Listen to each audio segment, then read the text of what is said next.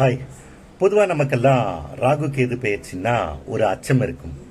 இந்த வருஷம் 2026 டிசம்பர் மாதம் 5ஆம் தேதி ராகு கேது பெயர்ச்சி வரப்போகுது.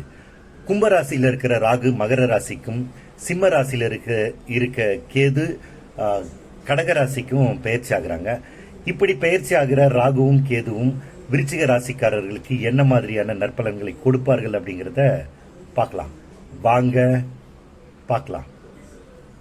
விருச்சிக ராசிக்கு 3ஆம் இடத்துல வர ராகு என்ன செய்வார் அப்படின்னா, 3ஆம் இடம்ங்கிறது தைரியம், வீரியம், சகோதரம், புகழ், இதெல்லாம் 3ஆம் இடத்தை வச்சு தான் சொல்லுவோம்.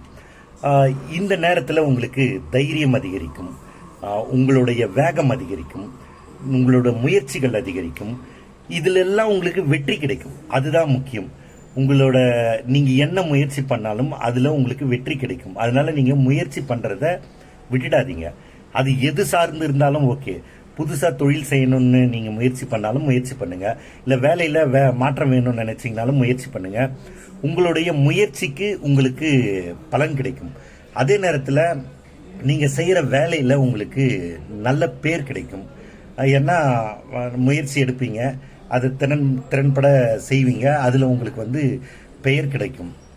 தைரியம், திறமை, பயணம், தொழில், இதுலெல்லாம் இப்போ உங்களுக்கு ரொம்ப சாதகமான நேரங்கிறதுனால அது சார்ந்து உங்களுக்கு நன்மைகள் அதிகரிக்கிறதுக்கான வாய்ப்புகள் அதிகம். உங்க ராசிக்கு 9ஆம் இடத்துக்கு வர கேதுவால என்ன நடக்கும் அப்படின்னா, 9ஆம் இடம் தந்தை ஸ்தானம். உங்களுக்கும் உங்களுடைய அப்பாக்கும் கருத்து வேறுபாடுகள் ஏற்படும். அதனால அவர்கிட்ட நீங்க கொஞ்சம் பார்த்து பேசுங்க. சண்டை போடாம இருக்கிறதுக்கு முயற்சி பண்ணுங்க. உங்களோட தொழிலில் முன்னேற்றம் ஏற்படும், வேலையில முன்னேற்றம் ஏற்படும், வருமானம் வரும். பல வழிகளில் இருந்து உங்களுக்கு வருமானங்கள் வரும்.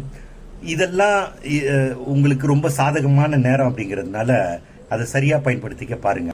மொத்தத்துல விருச்சிக ராசிக்காரர்களுக்கு மிக சிறந்த நன்மைகளை கொடுக்கக்கூடிய ராகு கேது பெயர்ச்சியாகவே இது இருக்கும்.